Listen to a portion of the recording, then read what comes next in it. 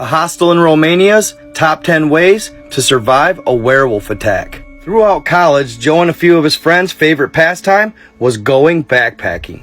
Virtually any free time they had, they were hiking the mountains in upstate New York. It was what they loved to do, and it was their favorite thing to do together.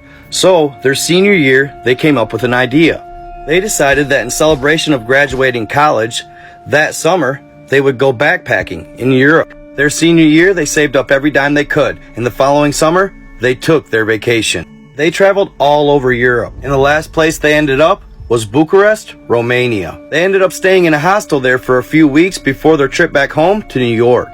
These final days were full of bar crawling and hanging out with the local girls. But one thing that struck them as odd about the place is almost everybody they met warned them about the werewolves. They were told to not stay out late at night or travel off the beaten path, and that if they saw one, just turn and walk away. That vacationers often went missing because they wouldn't listen to the local lore. They didn't believe it until it was too late. Initially, John and the boys chuckled at the notion. Werewolves, come on. They didn't believe a word they were saying. They just chalk it up as part of the tourist experience until one night. Joe and his crew had just closed the local dive bar and were making their way back to their hostel. They remember being pretty drunk, but not that drunk. They were about a quarter of a mile away from their hotel when they saw a large, looming figure in an alleyway. Joe's buddy spotted it first. Guys, what is that? I don't know, bro, but it's freaking huge. Unsure of what they were witnessing, the group was frozen, and that's when it happened.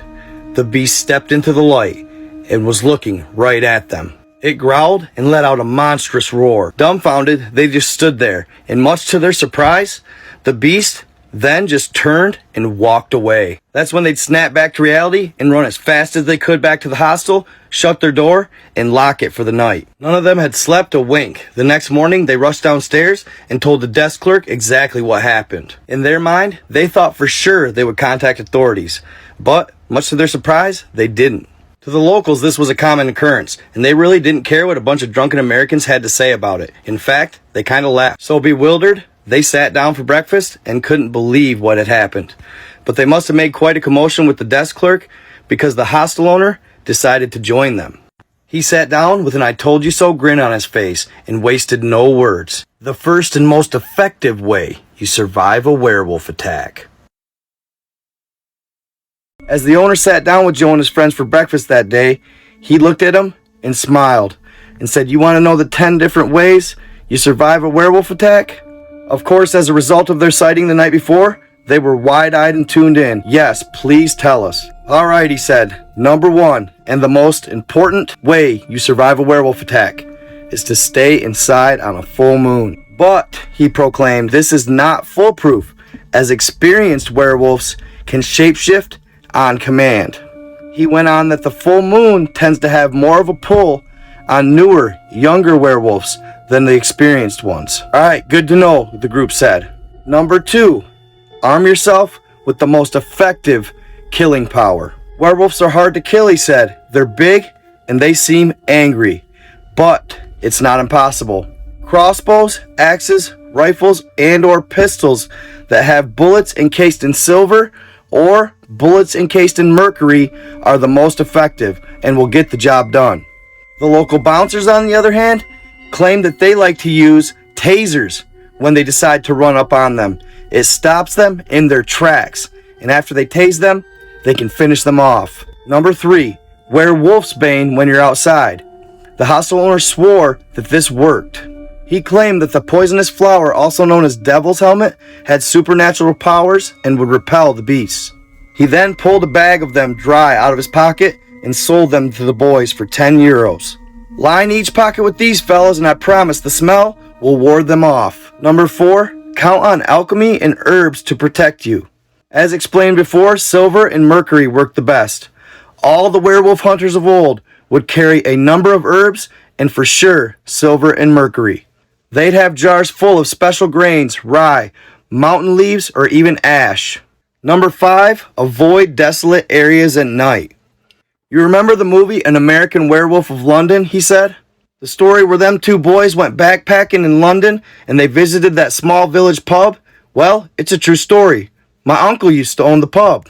He warned them two boys not to go in the moors that night, that they didn't know what they were getting into, but a lot of good that did. They went anyway, and they got attacked. So fellas, mind you don't go into areas that are desolate and out in the woods at night. Don't worry, that won't be a problem, Joe and his friends said. Number 6, get you a couple of big old dogs. Werewolves like easy pickings, and they don't want to have to fight a couple massive dogs, especially wolf hybrids. Number 7, set up traps for the occasion, and when you happen to run into one, run towards the traps. If you're fast, you'll live, and he'll spring the trap. At that point, you can leave him until morning, he'll turn back to human, and you can reconcile your differences. Number 8, actually follow the werewolves home. It has been done, but it takes a lot more guts than most people have. If you follow him home, you can wait, and you can spring your trap, or you can catch him off guard at that point. Number 9, magic. You can recite an incantation. For example, if you know who the werewolf is in person, you can change them back by calling their Christian name 3 times, and it'll actually cure them. That's what happened to you, weren't it, David? He looked at the bellboy. He nodded his head. Yup, sure did, and it saved my life. And number 10, and last but most certainly not least, make sure if you go out, you got a really slow friend. He laughed out loud. Everybody looked at each other and agreed, yes sir, Simon, you're the one, you're the bait. The owner said, yup, where do you think the term throwing them to the wolves came from? He bellowed out with laughter. It's survival of the fittest out here, boys, and you better know what you're doing. Either way, I'm glad I could help you boys, and you guys have a good rest of your vacation, and be safe out there. Joe and his friends honestly couldn't believe what they had just experienced. It was surreal, yet it seemed authentic. This was the focal point of their trip. They never thought in a million years that they would experience something so incredible. To this day, whenever they get together, Joe and his friends have to mention the time that they went to Romania and experienced the culture of werewolves and actually saw one. I myself have even talked to people who had messaged me from Romania, and before I read the story, they made this exact claim. Not only that, I was told by the same person that there's even a lot more truth to the story of Dracula than they put out there, and that the true story of Vlad the Impaler is much more similar to the movie Dracula, the newest one. That in fact Vlad the Impaler, to defend his people, did venture up to the mountains and meet a creature that gave him supernatural powers. But it's hard to say. You never know at the end of the day, cause truth can oftentimes be stranger than fiction, folks. Stay tuned for more. Love y'all. I am out.